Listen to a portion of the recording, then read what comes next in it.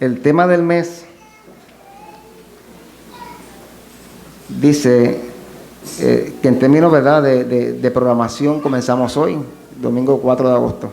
El tema del mes es necesario poner más diligencia. Así que vamos a ir al texto del mes, Hebreos 2.1. Acompáñenme en la escritura. Hebreos capítulo 2, versículo 1. Ese es el texto que aparece en nuestro programa mensual. Hebreos capítulo 2, versículo 1.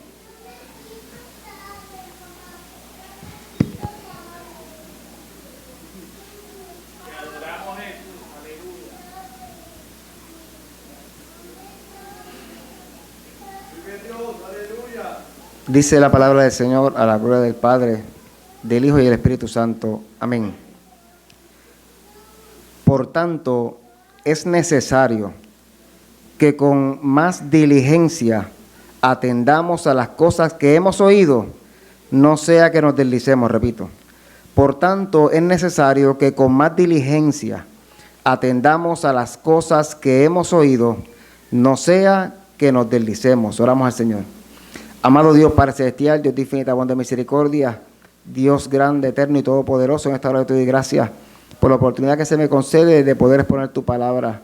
Yo te pido en esta hora, Padre, en el nombre poderoso de Jesús, que tú ministres con poder a cada uno de nuestros corazones. Gracias por haberme hablado en la intimidad de mi hogar. Yo te pido que tú hables a mis hermanos. Yo sé que así ha de ser, tu palabra no torna atrás vacía. Ayúdanos a comprenderla y ayúdanos a vivirla, Padre, en el nombre poderoso de Jesús. Amén y amén. ¿Puede sentarse? El título de este mensaje es el siguiente: Vigilando en la oscuridad. Vigilando en la oscuridad. Mire, hermano, ya el verano se está acabando. Por lo menos, ¿verdad?, los que teníamos vacaciones, ya hoy es el último día. Qué triste cuando se acaban, ¿verdad? A laborar. Pero realmente es una bendición tener trabajo, así que no podemos quejarnos. Es la realidad. Es una bendición, no podemos quejarnos. Cuando comenzaron cuando yo comienzo mi primer día de mi periodo vacacional, usted sabe, yo tuve que viajar junto con mi familia a la ciudad de Nueva York por un compromiso escolar que teníamos de nuestra hija. Entonces, como yo he dicho en ocasiones anteriores, eso fue un proceso bien, o sea, físicamente me agoté. Me agoté mucho porque ese viaje fue el sábado 8 de junio. Entonces, ese día yo tenía que graduar a los estudiantes del Colegio Bíblico Misionero. Nota al cárcel, mañana comenzamos, así que todo el que se quiera matricular me avisa. ¿Qué pasa? Pues obviamente la noche antes yo estaba en el lugar donde íbamos a llevar a cabo los actos de grabación, en la cuestión de decoración, etcétera, y salí tardísimo. Salí pasada más o menos como la media de la noche de allí. Mi familia salía en la mañana, o sea, yo tuve que enviar primero, no me pude ir con ellos, ellos salían en la mañana, entonces yo llego a mi casa tardísimo. Y de madrugada los tenía que dejar en el aeropuerto, básicamente pues ni dormí. Entonces los llevo al aeropuerto, así regreso. Una vez regreso tuve que, unas complicaciones que hubo en cuanto a la graduación, resolverlas en esa mañana. Y luego de eso, ¿verdad?, llegar a casa, vestirme, etcétera, ir a la graduación, efectuarla, salir de allí, irme a comer solito. Irme a comer solito, entonces el vuelo mío salía a las 2 de la madrugada. Entonces, pues llego a mi casa y realmente con el ajoro, yo no había terminado las maletas, o sea, porque yo terminé de trabajar el día 7, o sea, el día 7. Y esa semana final en las escuelas, pues es difícil. O sea, todo lo que es informe, cuadra, etcétera. Y yo llego a mi casa, termino la maleta, etcétera, y luego me llevan al aeropuerto. La cuestión del caso es que yo digo, pues en el avión duermo, no pude dormir nada en el avión. El punto es que nada de eso me preocupaba. Realmente nada de eso me preocupaba. Lo que me preocupaba era, yo decía, yo ando solo. Después de viejo, después de la primera vez que yo estaba viajando solo, por primera vez en mi vida. Entonces, a mí lo único que me preocupaba era, ¿y cómo yo le digo al taxista que me lleva al hotel? Oiga, usted ve, yo realmente, físicamente, hermano, yo estaba bien agotado, ¿verdad? Estaba cansado. Entonces, pero nada, vuelvo y repito, mi preocupación era, ¿y cómo yo le digo al taxista que me lleve al hotel? Entonces empiezo yo a practicar, ¿verdad? Voy todo el avión. Can you take me to Manhattan? Can you take me to Manhattan? ¿Sabes? Yo no voy a fallar, sí, yo no voy a fallar. Cuando yo llego allí, ¿verdad? Que llegamos y entonces, la cuestión de buscar las maletas, pues yo identifiqué como a 5 en el avión y dije, para donde ellos vayan yo voy, tú sabes. Y ahí fui, cogí la maleta, etcétera.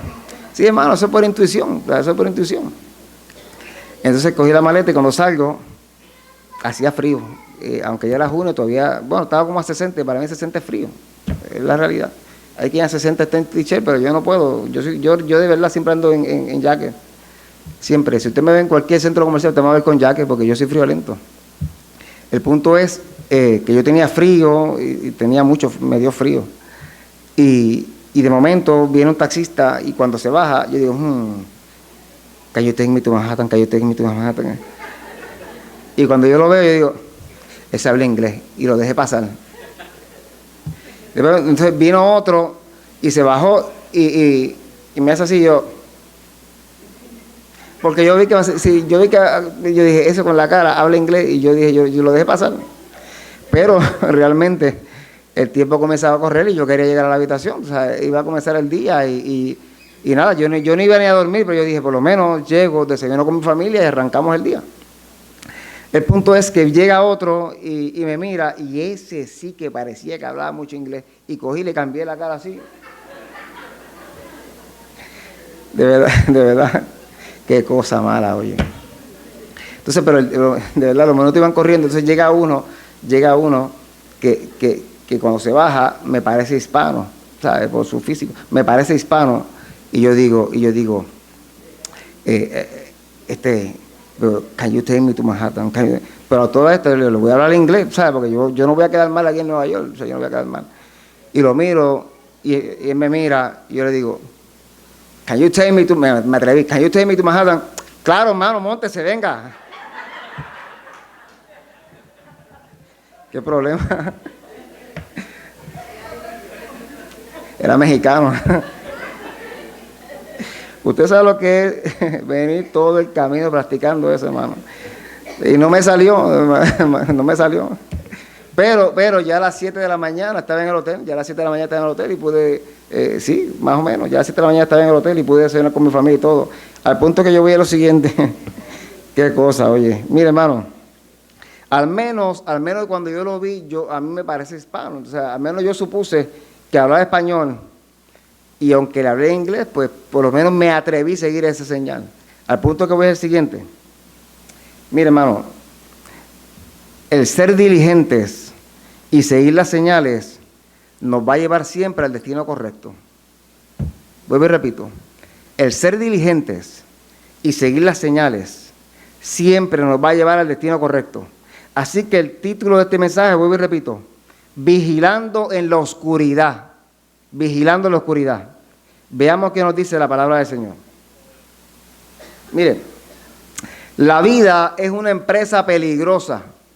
La vida es una empresa peligrosa. Pasamos nuestros días a la sombra de inquietantes realidades.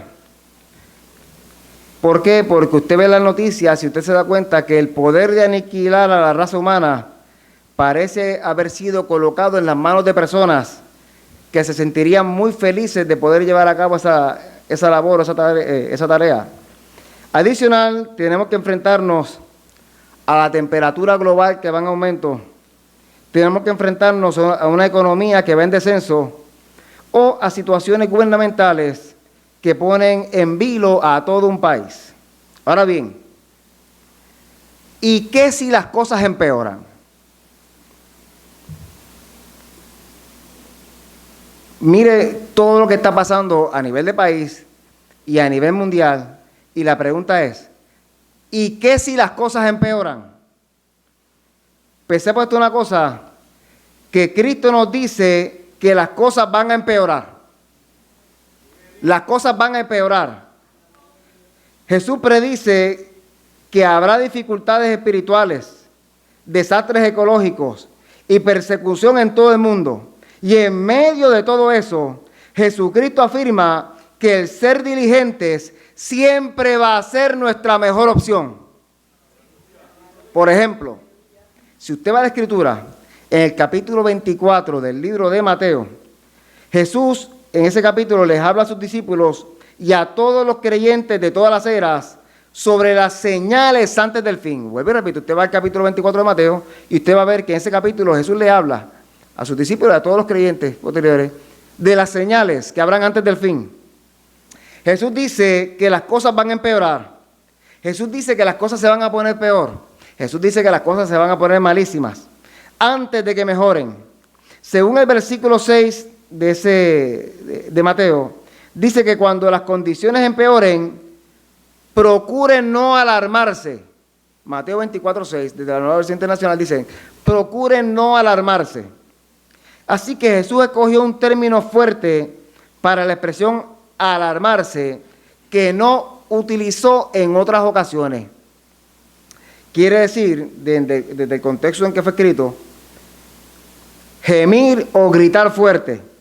Es como si Jesús le aconsejara a sus discípulos, no pierdan la cabeza cuando sucedan cosas malas. Vuelvo y repito.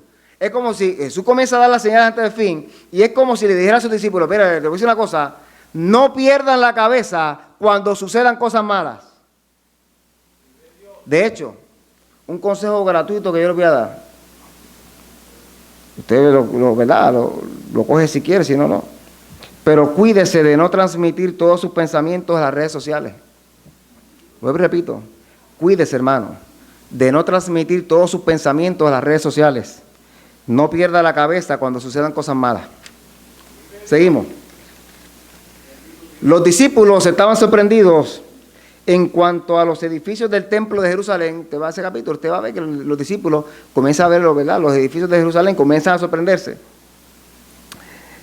Impresionados con las enormes piedras talladas, ¿verdad?, del templo, algunas de ellas de 8 metros de largo. Sus seguidores aplaudían la impresionante estructura con su mármol y con su oro. Los discípulos llegan y dicen, wow, qué clase de templo hay aquí, ¿sabes?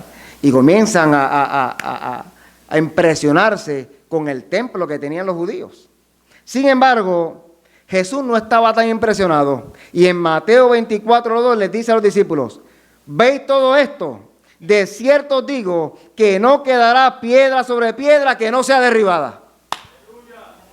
Jesús lo ve, ellos están impresionados con el templo. Jesús le dice, ¿ustedes se impresionan con esto? Les voy a decir una cosa, no va a haber una piedra en este templo que no quede derribada. Imagínese a alguien, ¿verdad?, en la época actual prediciendo el colapso de la Casa Blanca o el colapso del Capitolio. Bueno, dejémoslo ahí. Vamos al mensaje. Versículo 3. Están en esa conversación y los discípulos le dicen a Jesús, dinos, ¿cuándo serán estas cosas? ¿Y qué señal habrá de tu venida y del fin del siglo? ¡Wow! Entonces ellos comienzan esta dinámica, esta conversación y dicen, espera, Señor, dinos. O sea, ¿cuándo van a suceder estas cosas? ¿Y qué señal habrá de tu venida y del fin del siglo? Así que estando sentado en el monte de los olivos, con la ciudad de David a plena vista, Jesús pronunció una gran advertencia. Jesús le dice, hablando con los discípulos y con cada uno de nosotros, mirad que nadie os engañe, porque vendrán muchos en mi nombre diciendo, yo soy el Cristo, y a muchos engañarán. Versículos 4 y 5. Fíjese en la doble aparición de la palabra muchos. Vuelvo y repito, vendrán muchos en mi nombre, y a muchos engañarán. Muchos engañadores y muchos engañados. Lamentablemente, las iglesias son recipientes de algunas personas infectadas, y cuando hablo de las iglesias me refiero a las congregaciones a nivel mundial, hermano. Hay una sola iglesia, pero hay muchas congregaciones. Lamentablemente las iglesias son recipientes de algunas personas infectadas con el germen del egoísmo. Solo se preocupan por sí mismas y se disfrazan de verdaderos cristianos. Vuelvo y repito. Y se disfrazan de verdaderos cristianos. Inclusive, algunos de ellos se adjudican una espiritualidad muy superior a la suya y a la mía. Se jactan de tener información privilegiada del cielo y constantemente adornan sus palabras y sus enseñanzas con frases como Dios me dijo, Dios me habló, Dios me mostró. Y escuche bien, no me malinterprete. Nosotros, la Iglesia de Cristo, creemos que todavía Dios dice, que todavía Dios habla y que todavía Dios muestra. Pero tenga mucho cuidado porque en tiempos de crisis todo el mundo quiere ser profeta. Por eso Jesús advierte en ese capítulo 24 de Mateo, no dejes que te engañen. No dejes que te engañen. Mantente alerta, mantente diligente y no dejes que te engañen. No te dejes atraer por las apariencias astutas, por la oratoria elocuente o las actuaciones gramáticas. Mateo 24 dice lo siguiente, se levantarán falsos cristos y falsos profetas y harán grandes señales y prodigios de tal manera que engañarán, si fuere posible, aún a los escogidos. Esto es palabra del Señor. Junto con esto, entonces vamos a poder encontrar también la calamidad. Mateo 24, versículos 6 al 8, dice lo siguiente. Y oiréis de guerras y rumores de guerras. Mirad que no os turbéis, porque es necesario que todo esto acontezca, pero aún no es el fin, porque se levantará nación contra nación y reino contra reino, y habrá pestes y hambres y terremotos en diferentes lugares, y todo esto será principio de dolores. Esta expresión literalmente significa dolores de parto. Eso es principio de dolores. Esa expresión yo creo que te entienda, que literalmente significa dolores de parto. Así que las hambrunas, los terremotos y los conflictos han caracterizado siempre la vida en un mundo caído, pero al llamar a estas cosas el principio de los dolores de parto, Jesús nos indica que las cosas serán mucho peores al final de los tiempos, siendo estas tribulaciones señal inequívoca de la pronta llegada del Mesías para juzgar a la humanidad pecadora y establecer tu reino. Todo esto indica que Cristo viene y viene ya. El universo, hermano, el mundo, yo creo que usted entienda, el mundo está pasando a través de sus horas finales antes del parto. El mundo está sintiendo sus dolores de parto. Así que el pronóstico son contracciones dolorosas. Los cristianos, escuche bien, la pregunta es, ¿y qué si las cosas se ponen peor? Pues sepa algo, los cristianos somos los que más vamos a sufrir.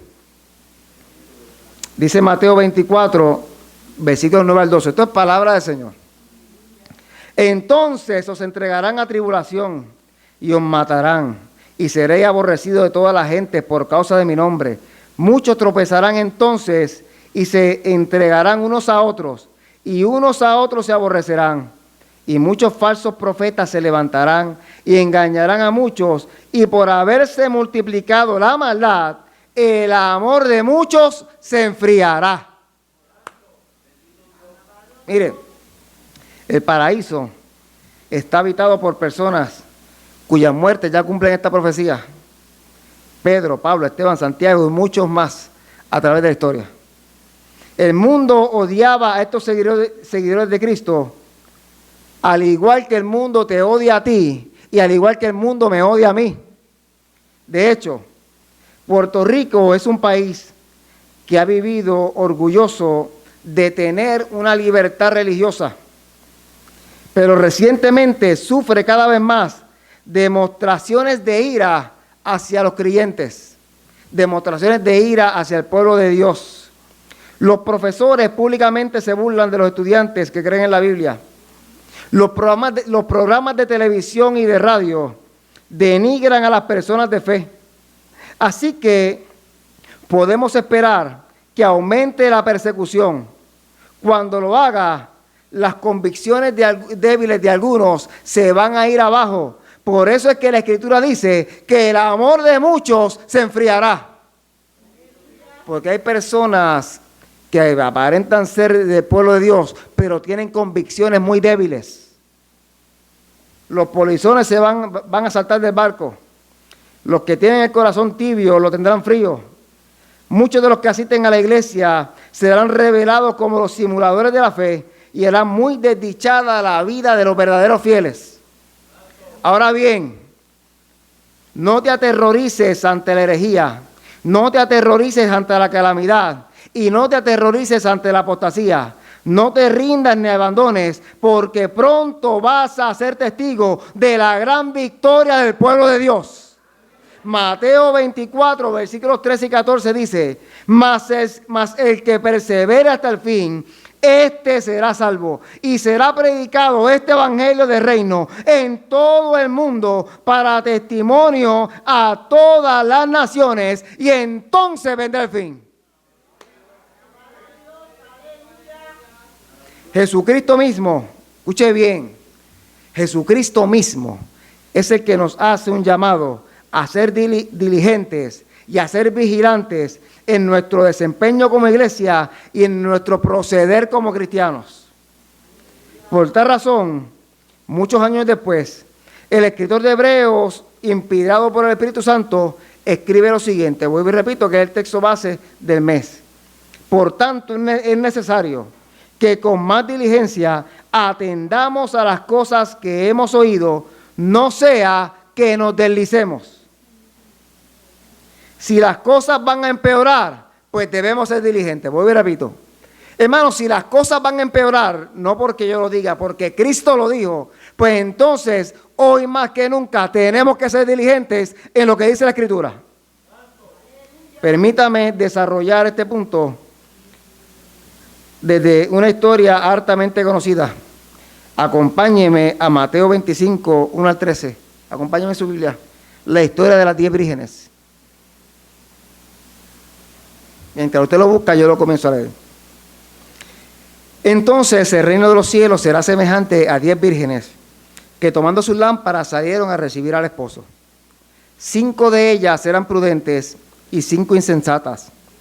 Las insensatas, tomando sus lámparas, no tomaron consigo aceite, mas las prudentes tomaron aceite en sus vasijas juntamente con sus lámparas. Y tardándose el esposo, cabecearon todas y se durmieron. Y a la medianoche se oyó un clamor: aquí viene el esposo, salid a recibirle. Entonces todas aquellas vírgenes se levantaron y arreglaron sus lámparas. Y las insensatas dijeron a las prudentes: dadnos de vuestro aceite, porque nuestras lámparas se apagan. Mas las prudentes respondieron diciendo: para que no nos falte a nosotras y a vosotras, id más bien a los que venden y comprad para vosotras mismas. Pero mientras ellas iban a comprar, vino el esposo, y las que estaban preparadas entraron con él a las bodas, y se cerró la puerta. Después vinieron también las otras vírgenes diciendo: Señor, Señor, ábrenos. Mas él respondiendo dijo: de cierto os digo que no os conozco. Velad pues, porque no sabéis el día ni la hora en que el Hijo del Hombre ha de venir. Mire, el tema del mes no lo puse yo por si acaso, pero a mí me encanta predicar de la venida de Cristo, lo digo con toda honestidad. Acabamos de analizar la primera parte del capítulo 24 de Mateo. Estábamos en Mateo 24, ya analizamos la primera parte, y la advertencia de Jesús para los tiempos finales. Escuche bien. Luego, al final de ese capítulo 24, si usted mira ahí en su Biblia, al final del capítulo 24 en Mateo, Jesús nos presenta la historia del siervo fiel y del siervo malo. ¿Ok? Una parábola, la parábola del siervo fiel y del siervo malo, al final de ese capítulo 24. Ahora bien, quiero que entienda lo siguiente. La división de capítulos entre Mateo 24 y Mateo 25, ¿verdad? Es una división artificial, ¿verdad? Y me explico. Es una división artificial en el flujo de la narración, porque usted sabe que cuando la Biblia se escribe, pues la Biblia no se escribe dividida en capítulos, ni se escribe dividida en versículos, eso usted lo sabe. Así que, ¿verdad? Esas divisiones surgen a partir del siglo XIII. Así que, cuando se escribe el capítulo 24 de Mateo y comienza el capítulo 25, debemos leerlo como una misma historia. O como una misma narración, es lo que quiero decir. No una misma historia, una misma narración. Por lo tanto, no hay interrupción ni interludio, que es lo que quiero que entiendan. No hay interrupción ni interludio entre la parábola de los siervos y la historia que le sigue, que es la historia de las 10 vírgenes.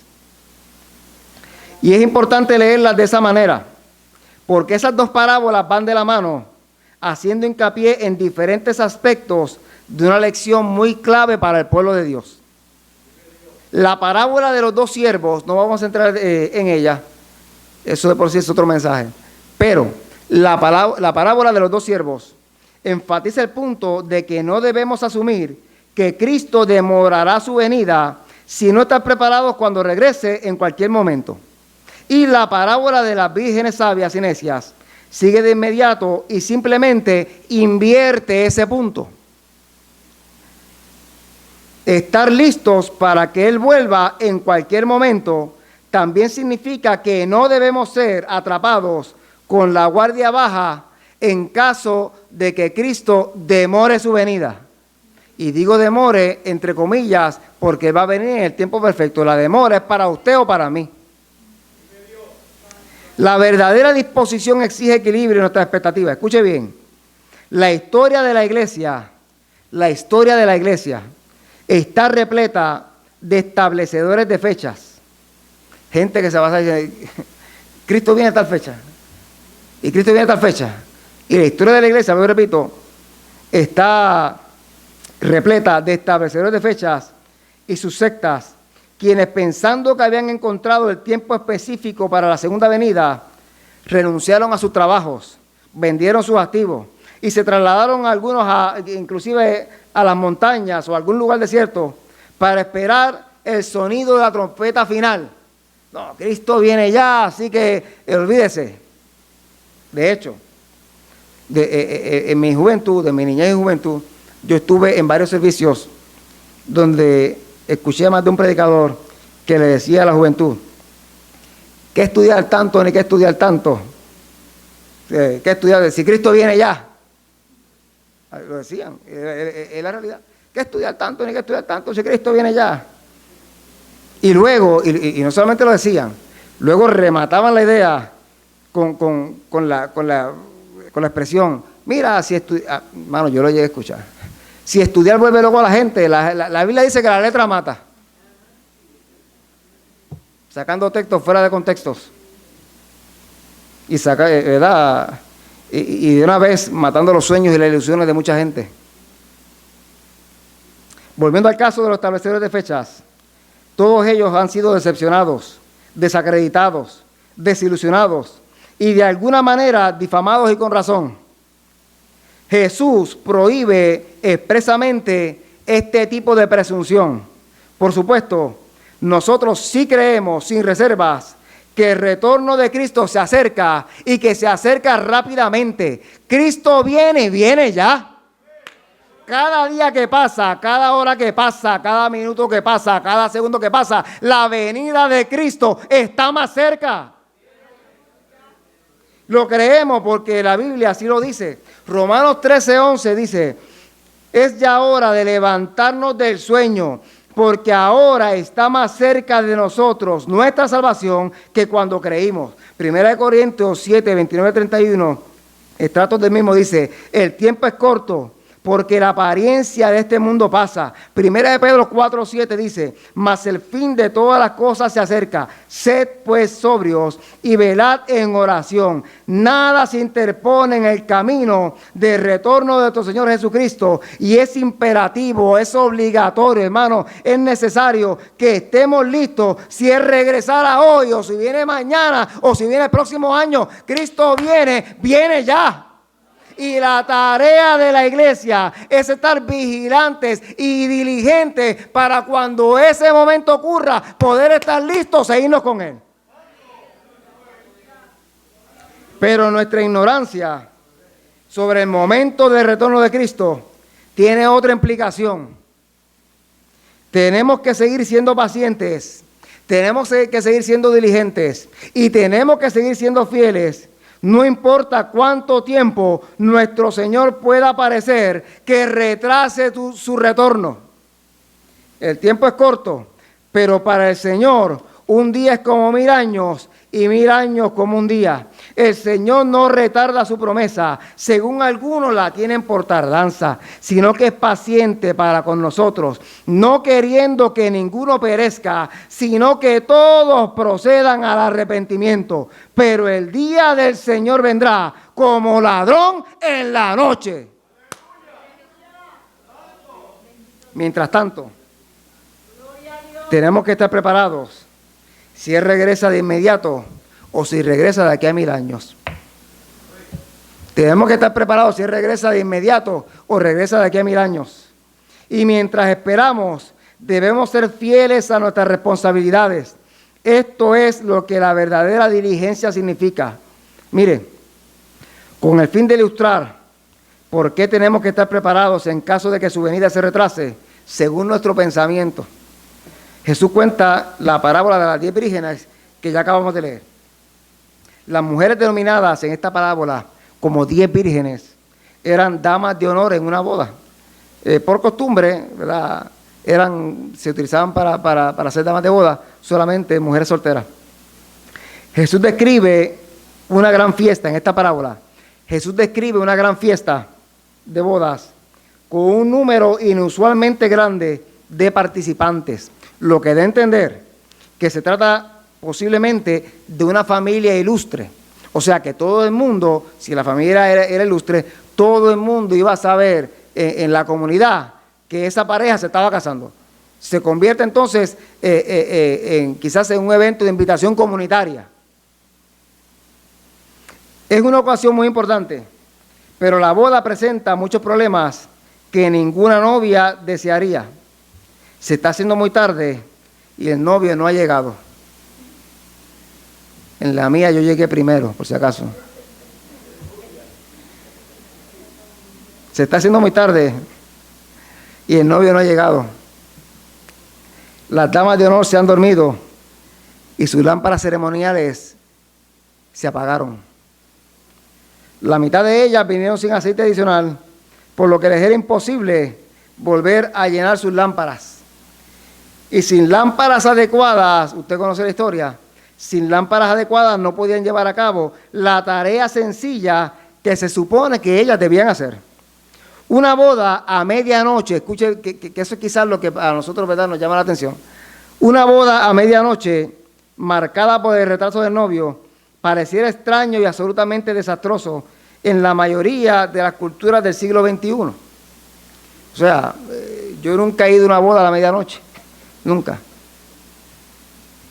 Lo más raro que yo he ido a una boda fue una boda que mi esposa y yo fuimos, era un martes, día de semana. Martes normal, no era, y la muchacha se casó un martes. Es lo más extraño que he visto, pero realmente una boda a la medianoche, nunca he visto una. Una boda a medianoche marcada por el retraso de novio. Pero el escenario que Jesús describe seguramente no sonaba extraño para los oídos de los discípulos. El proceso de compromiso y de matrimonio en judaísmo del primer siglo tenía 3 etapas. Vuelvo y repito. El proceso de compromiso y de matrimonio entre los judíos tenía 3 etapas. La primera era la promesa de matrimonio, por lo general formalizado mediante un contrato. Este arreglo se hacía típicamente entre los dos, ¿verdad?, entre los dos conjuntos de padres, y era sellado con un pago hecho por el padre del novio al padre de la novia. Luego de eso, llegaba la segunda etapa en el matrimonio, que era la fase del desposorio. Esta comenzaba con el intercambio público de votos y regalos entre la pareja. Una pareja desposada, entonces, estaba legalmente comprometida a casarse entre sí. La unión no podía ser rota a menos que no fuera por divorcio. En esta etapa, en la segunda etapa del matrimonio, era que se encontraban José y María cuando María es embarazada, ¿verdad?, de Jesús por el Espíritu Santo. Estaban en la segunda fase. Pero el matrimonio no se consumaba hasta la tercera fase, que era la fiesta de bodas. Esto podía ocurrir tan tarde como un año después del desposorio. Esta fase marcaba la finalización del periodo de compromiso con una gran celebración que duraba varios días. Solo después de llevar a cabo el banquete de bodas, la pareja comenzaba a vivir junta como matrimonio. Lo que esta parábola describe entonces es el primer día de la fiesta de bodas. Tenemos una pareja, ¿verdad?, que había pasado la primera fase. Tenemos una pareja, ¿verdad?, una novia que había pasado la primera fase, había pasado la segunda fase, estaba la expectativa, ¿verdad?, llevan a comenzar la tercera fase. Entonces, el primer día de boda, ¿verdad?, el día que comienza todo, el novio se tarda y no llega. La llegada del novio señalaría el inicio de las festividades, y las damas de honor vendrían a su encuentro y le acompañarían a través de las calles de la ciudad, ¿verdad?, y a su destino final, con lámparas o antorchas que tenían aceite como combustible. Entonces usted dirá, bueno, pero en la noche, muchas bodas comenzaban ya caída la tarde, entrada la noche, porque recuerde que eran sociedades que vivían, ¿verdad?, se trasladaban a pie, y si habían invitados que venían de lejos, ¿verdad?, pues entonces había que esperar a que llegaran. Entonces las festividades, pues, obviamente comenzaban ya caída la tarde, por personas que viajaban. En este caso, el novio estaba tarde. El novio estaba muy tarde. Y no se nos dice la razón de su demora. No se nos dice la razón de su demora. Pero debe haber sido algo significativo. Debe haber sido algo inevitable. Ahora bien, la cuestión aquí no es que el novio se haya tardado. Es que cuando el novio llega, no está dispuesto a esperar ni un solo minuto para que comience la celebración. Nadie pudo decir al novio, espérate, danos oportunidad ahora a comprar aceite porque te tardaste tú. No. El novio se tarda, pero cuando llega dice, la hora la pongo yo y la fiesta comienza ahora. Los invitados se habían quedado a pesar de la demora. Todo estaba listo, a excepción de las 5 damas de honor insensatas e irresponsables que habían salido de las instalaciones para comprar más aceite. Se puede apreciar la molestia que sentía el novio.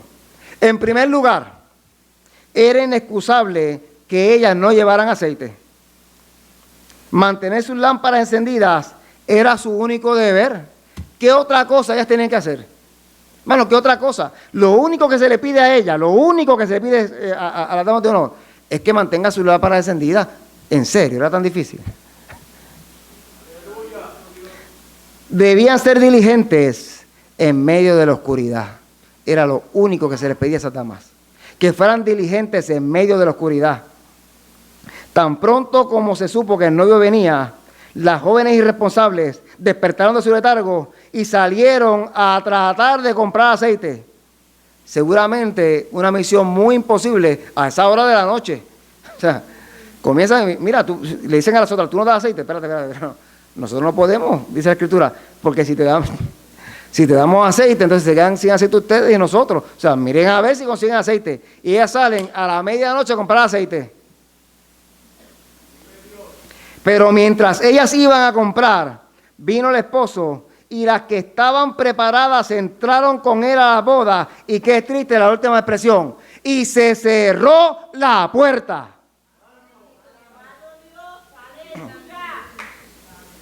Las negligentes se perdieron su venida y fueron excluidas de la fiesta de bodas. Deberían de haber estado preparadas para una posible demora. Pregunto, ¿y si Cristo se tarda un poco más, nos vamos a dormir o estaremos vigilando? A todas las vírgenes se les invitó a la fiesta. Escuche bien, a todas las vírgenes se les invitó a la fiesta. En un sentido simbólico, ellas habían oído el evangelio, habían escuchado la proclama, vengan, vengan, vengan a la fiesta, vengan. Esta es una ilustración del llamado de Dios al mundo. Ellas se prepararon en la medida en que dispusieron sus lámparas. Ellas hasta vestían las ropas apropiadas para entrar a la fiesta. Incluso ellas llegaron al lugar de la cita. Sin embargo, no pudieron entrar a la fiesta. O sea, no son los que desean entrar en el reino de Dios quienes necesariamente van a entrar. Ni siquiera entran los que piden entrar. No es suficiente pedir, no es suficiente desear. Solo la obediencia a Cristo es suficiente para entrar al reino. Miren, hay personas que dicen, yo estoy apartado, pero yo amo a Dios. Mentira. Yo no voy a la iglesia, pero yo amo a Dios. Mentira. Jesús dijo en Juan 14:21, el que tiene mis mandamientos y los guarda, ese es el que me ama. Quien no obedece a Cristo, no le ama. Dios ha establecido ciertas reglas para la entrada al reino que deben obedecerse. Y si esas reglas no se obedecen, la puerta simplemente se cierra. No hay entrada. Ser diligentes no es involucrarnos en los asuntos de la iglesia, es vivir siendo iglesia. Esta parábola es solo una advertencia a los que piensan que están cómodamente atrincherados en la iglesia, pero en realidad no lo están. Esta no es una advertencia, escuche bien, esta parábola no es una advertencia para los que están fuera de la iglesia. Es una advertencia para nosotros, los que estamos involucrados en la iglesia, a que nos aseguremos de ser auténticos en todo lo que pensamos, en todo lo que decimos y en todo lo que hacemos. Nuestro llamado es a no bajar la guardia y a advertirle a los no creyentes que el novio viene y que ellos están en peligro de muerte. Finalmente, las vírgenes regresaron y pidieron ser admitidas en la fiesta, pero el novio ya había tomado una decisión. Versículo 12, de cierto os digo que no os conozco. Wow. Te voy a decir una cosa, no le dice, no las vi, le digo una cosa, yo no las conozco. Este es un eco espeluznante de lo que Jesús dirá a los hipócritas religiosos en el juicio final. Mateo 7:23, nunca os conocí, apartaos de mí, hacedores de maldad. El asunto de la parábola es sencillo. Cristo el novio se acerca. Cristo el novio se acerca. Cristo viene, Cristo viene, Cristo viene, Cristo viene. Él puede llegar más tarde de lo que esperamos y debemos estar preparados para esa posibilidad. Esto significa permanecer despiertos, permanecer velando y preparados para recibirlo, no importa cuán tarde parezca ser.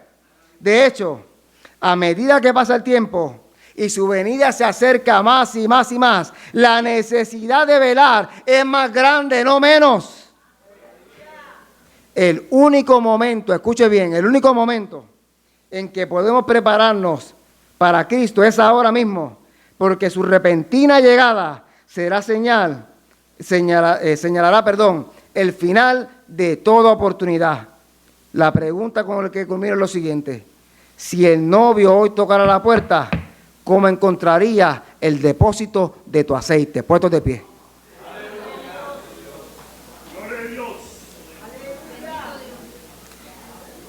Si el novio hoy tocara la puerta, ¿cómo va a encontrar el depósito de aceite en tu lámpara? Si el novio hoy toca la puerta, ¿cómo va a estar el depósito de tu aceite? Vigilando en la oscuridad. Voy a hacer un llamado.